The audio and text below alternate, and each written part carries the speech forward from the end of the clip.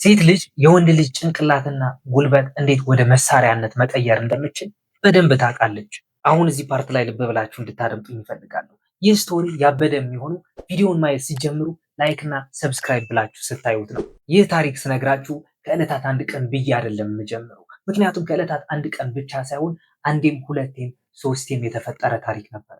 በፈረንጆች ግንቦት 2 2005 ሜልቦርን ከተማ ውስጥ ጆርጅ ቺዚስ የተባለ ሰው ነበረ። እናም ይህ ሰው ደግሞ በጣም ችግር ነበረበት። ችግሩ ምን እንደሆነ ልንገራችሁ። ቀን ቀን የሚሰራው ከወንድሙ ጋር በመሆን አዲስ ቤት ሲሰራ የእሱን ቤት ምንጣፍ ማንጠፍ ነበረ። ማታ ማታ የሚሰራው ደግሞ በጉልበቱ ሰዎችን ብር አምጡ እያለ ይቀጣቸው ነበረ። በአውስትራሊያ እና በኒውዚላንድ እንግሊዝኛ ደግሞ እነዚህ በጉልበታቸው ብር የሚቀሙ ሰዎች ስታንድ ኦቨር ማን ይባላሉ። ልክ እኛ ቡሊ እንደምንለው ማለት ነው። እናም የሆነ ቀን ከእጮኛው ለ7 ዓመት በኖሩበት ቤት ውስጥ ሜታክሳ ብራንድ እየተባለ አልኮል ጠርሙሱ እስኪደርቅ ድረስ ጠጥቷል። ማሪዋናም አናቱ እስኪያዞሩ ድረስ ስቧል። የዚህ ሰው እጮኛ ደግሞ በደንብ ክሽና አርጋ ቅመም አርጋ የሰራችው ስቴክ ስጋ ታቀርብለታለች። ግን እዚህ ፓርት ላይ ደግሞ ፍጹም ያልጠረጠረው ነገር እየተካሄደ ነበረ። እዛ ስቴክ ውስጥ የእንቅልፍ ክኒን ከታበት ነበረ። እናም ስቴኩ እንደበላ ሄዶ ድፍት ብሎ ይተኛል። እጮኛውም እቤት ድረስ መጥታ የነበረችውን ጓደኛዋን ለመሸኘት ብላ ወጥታለች። እናም ይህች ሴት ጓደኛዋን ሸኝታ ስትመለስ ጆርጅ ወይም ደግሞ በሌላ የሰፈር ስም ቴምፕልተን ተብሎ የሚጠራው እጮኛዋ ቤት ውስጥ አልነበረም። ያገኘችው ነገር ቢኖር ምንጣፋቸው ላይ ደም ተንጠባጥቦ ነበር። ስለዚህ በዛን ሰዓት ምን ማድረግ ነበረባት? አልሞ ተኳሽ ነበረች፣ ግን ደግሞ አርቆ ሀሳቢ አልነበረች። እዚህ ፓርት ላይ ልብ ብላችሁ እንድታደምጡኝ ይፈልጋሉ። የጆርጅ ወይም የቴምፕልተን እጮኛው ስሟ ሮቢን ጄን ትባል ነበር። ከዕለታት አንድ ቀንም የአይስ ስኬቲንግ ወይም ደግሞ የበረዶ ላይ የሚደረገው የመንሸራተት ውድድር ላይ ቻምፒዮን የነበረች ሰው ነች። እናም ሮቢን ጄን ልክ እንደ ቴምፕልተንም ችግር ነበረባት። በዚህ ሴት ተንኮል ምክንያት 2 ወንዶች ሞተዋል። አንዲት ሴት ደግሞ እስካሁን ድረስ የት እንደገባች ጠፍታለች። አያችሁ፣ ታሪኩን ዴይዋን ብለን እንጀምረውና ሁሉንም ነገር ላስረዳችሁ። አያችሁ፣ ሮቢን ጄን የተወለደችው መጋቢት 8 በ1973 ሜልቦርን ከተማ ውስጥ ነበር። ልክኛ ሀበሾች እንደምንለው እድሜዋ ሲደርስ ትምህርት ቤት ትገባለች። ኦርዲናሪ የሆነ አስተዳደግም ነበር። በ1986 14 ዓመቷ ገደማ እያለችም ጁኒየር ሌዲስ ቻምፒዮንሺፕ ተብላ የወርቅ ሜዳል ተሰጥቷት ነበር። ከዕለታት አንድ ቀን አሁንም ሮቢን ጄን በሹል ጫማዎቿ በረዶ ላይ ስትንሸራተት እግሯ ይሰበራል። ትልቅ የበረዶ ላይ ስኬተር የመሆን የነበራት ህልም ባጭሩ የተቀጨባት ሮቢን ጄን ግን ተስፋ አልቆርጥም በማለት ሌላ ቢዝነስ ውስጥ ትገባለች። እድሜዋ 20 ሲደርስም ግሌን ሆፕ በተባለ ቦታ ላይ 30 ሄክታር መሬት ትገዛለች። ግን ይህ መሬት ስትገዛ ደግሞ በብሯ ብቻ ሳይሆን ከባንክን ተበድራ ነበር። በየወሩ ለባንኩ ብድሯን መክፈል ስላቃታት ደግሞ አሁንም የቢዝነስ ለውጥ ማካሄድ እንዳለባት ይገባታል። በጣም አዋጭና ጥሩ ብር የምታገኝበትና የባንክ ብድሯን መክፈል የሚያስችላት ብር የምታገኝበት ቢዝነስ የራቁት ዳንሰኛ መሆን ነበር።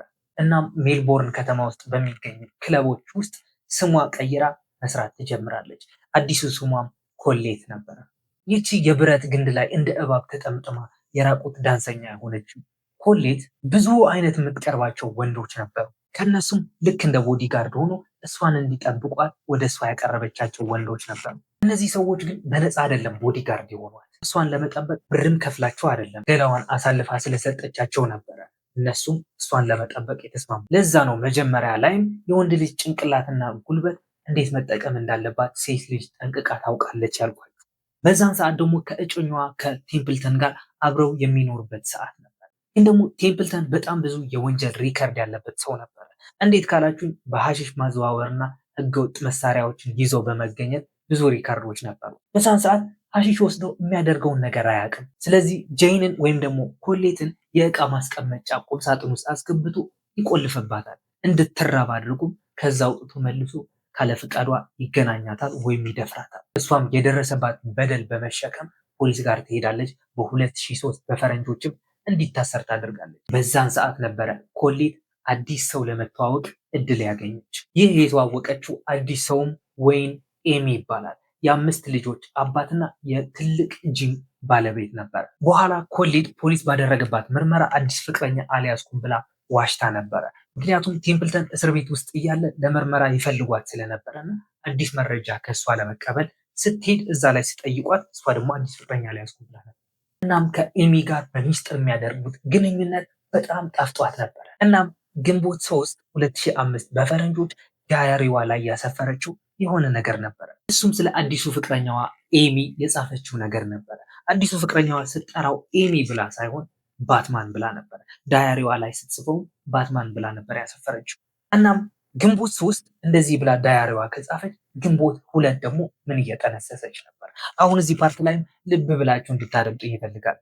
ግንቦት 2 ያደረገችው ወይም የጠነሰሰችው ተንኮል ቴምፕልተንን ለመግደል ነበር።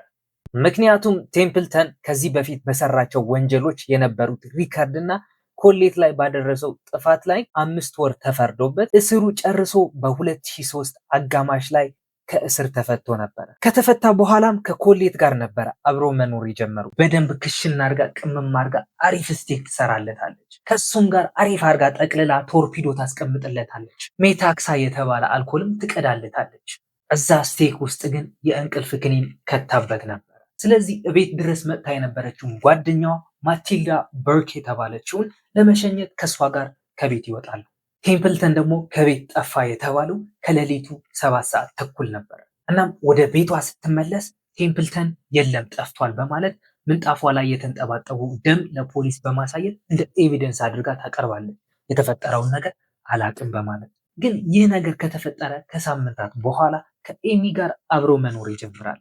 ኤሚ እኮ 5 ልጆችና ትዳር አለው፣ ግን ከእሷ ጋር መኖር መረጠ። ምክንያቱም ከእሷ ጋር በጣም ኦብሰስድ ሆኖ ነበረ። ከኤሚ ጋር ስትኖር ግን የቴምፕልተን መኪናውና ጀልባው ሸጣ ነበረ። እናም በአንዳንድ ጉዳይ ለምታገኛቸው ወንዶች ስለ ቴምፕልተን መጥፋት ጉዳይ ትናዘዝላቸው ነበር። እናም ቴምፕልተን ፖርት ፊሊፕ ቤይ በሚባል የባህሩ ክፋል ላይ እዛ እግሩ ከድንጋይ ጋር ታስሮ ወደዛ እንዳሰጠሙት ትናገራል። እናም እነዛ የነገረቻቸው ጓደኞቿና አንዳንድ ሰዎችም ይህ ጉዳይ ሊያደርገው የሚችለው ኤሚ ነው፣ ኤሚ ካላደረገው ግን ብሩ አውጥቶ ሌሎች ሰዎች እንዲያደርጉት አድርጓል ብለው መጠራጠር ይጀምራሉ። ምክንያቱም እንዴት መሰላችሁ? ኮሌት እንደነገርኳችሁ በጣም ችግር ነበረባት። በህይወቷ ውስጥ የነበረ የሰለቻት ወይም ደግሞ የበደላትን ወንድ በሌላ ወንድ ስተካው እሱን አስወግዳ ወይም ገድላ ነበር። እናም ከ2005 እስከ 2010 ድረስ ከኤሚ ጋር አብሮ መኖር ይጀምራሉ። ደስ የሚል ኑሮ ማለት ደግሞ እዛ በገዛችው 30 ሄክታር መሬት የገጠር ኑሮ የምትመኘው የነበረውን ኑሮ ከሱ ጋር መኖር ጀመረች። ግን ሪሌሽንሺፑ እንደዚህ ወደ ላይ ተምዘገዘገና በመሬቱ ጉዳይ በሰሩት ቤት ምክንያት በ2012 ጭቅጭቅ ውስጥ ይገባሉ። በዛን ሰዓት ተለያይቶ ስለነበረ እሱ ወደሚኖርበት አፓርትመንት በሩን ሰብራ በመግባት የፍርድ ቤት ወረቀቶችን ሰርቃ ትወስዳለች። በ2013 ግን እጅግ በጣም ያልጠበቀችው ክስተት ይፈጠራል።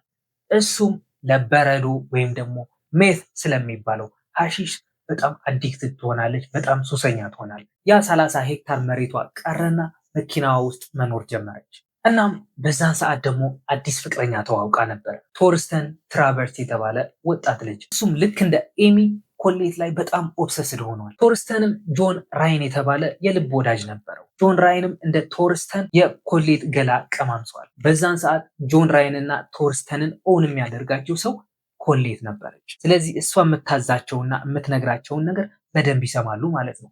በዛን ሰዓት ደግሞ የሜት የተባለ ሐሺሽ ሱሰኞች ስለነበሩ ሱሰኛ ደግሞ ስለ እንደዚህ አይነት ነገር ግድ የለው፣ ፍቅረኛዬን ተጋራኸኝ አብረሃተኛ ምናምን የሚባል ነገር አይኖራቸው። እናም ታህሳስ 10 2013 ጆን ራይን እና ቶርስተን በመሆን ኤሚ የሚኖርበት አፓርትመንት ሰብረው ይገባል። እነዚህ ሰዎችም ኤሚ በተኛበት የቤዝቦል መጫወቻ ዱላ በመጠቀምም የጎን አጥንቱና ጭንቅላቱን ፍንክትክት ያደርጉታል። መልሰው በጩቤ ጎኑ፣ ጭንቅላቱን፣ አንገቱን ይወጉታል።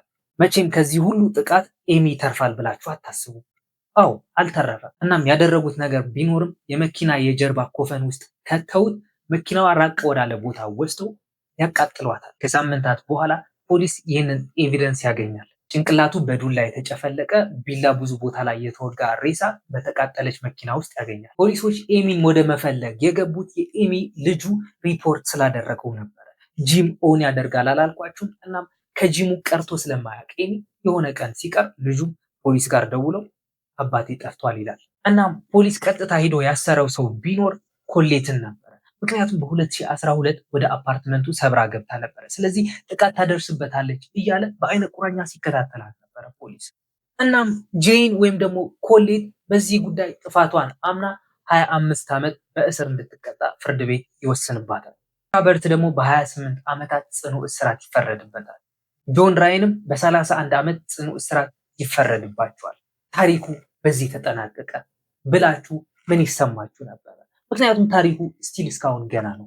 ፖሊስ ኮሌት በእስር ላይ እንዳለች መጀመሪያ ላይ ለጓደኞቿ የተናዘዘችው የቴምፕልተን ሞት ጉዳይ ይዞ ፍርድ ቤት ይቀርባል። ፖሊስም እንደዚህ ያደረገው እየተናፈሰ የነበረውን ወሬ እስኪ አንድ ማሳረፊያ ልስጠው በማለት ነበረ።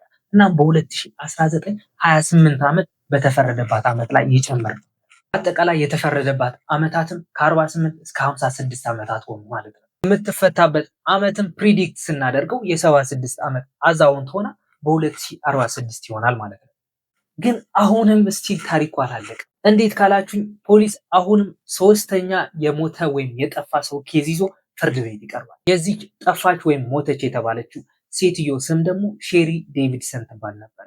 26 ዓመቷ እያለች ነበር የጠፋችው። አንድ ልጅ ወልዳለች፣ አልጨመረችም። ከዛ በኋላ የት እንደገባች አይታወቅም። ሻሪ የቴምፕልተን ጓደኛ የነበረ ሌላ ሰው እሱን ዴት ታደርግ ነበረ። ሻሪ ከኮሌት ጋር አብሮ አንድ ባር ውስጥ ተቀጥረው ነበረ የራቆት ዳንስ የሚሰሩት። የሻሪ ባል ደግሞ የቴምፕልተን ጓደኛ ነበረ በዛን ሰዓት። ፖሊስ የሻሪ ኬዝ ይዞ ወደ ፍርድ ቤት የቀረበው ምናልባት ኮሌት ልትሆን ትችላለች ገዳይዋ በማለት ነበር። ግን እስካሁን ድረስ ምንም ጠብ የሚል ኤቪደንስ አልተገኘም። የት እንዳለች የት እንደገባችም አይታወቅም። ሞታ ይሁን ማንነቷ ቀይራ አገር ቀይራ እየኖረች እንዳለም የሚታወቅ ነገር የለም። እናም ሮቢን ጄን አሁን በተፈረደባት ፍርድ ምክንያት እስር ቤት ውስጥ ትገኛለች። በእሷ ምክንያት 2 ሰዎች ተገደሉ እንደሚባለው ወይም እንደሚጠረጠረው አንዲት ሴት ጠፍታለች ይባላል። እናም እስካሁን ድረስ የለፈለፍኩትን ነገር ከተመቻችሁ ኦፍኮርስ ይመቻችኋል። ቀጣይ ሳምንት ደግሞ ባበደ ታሪክ እስክንገናኝ ድረስ ይችን ቪዲዮ ላይክ በማለት ቻናሌን ደግሞ ሰብስክራይብ በማድረግ እዚሁ ላይ ልሰናበታችሁ።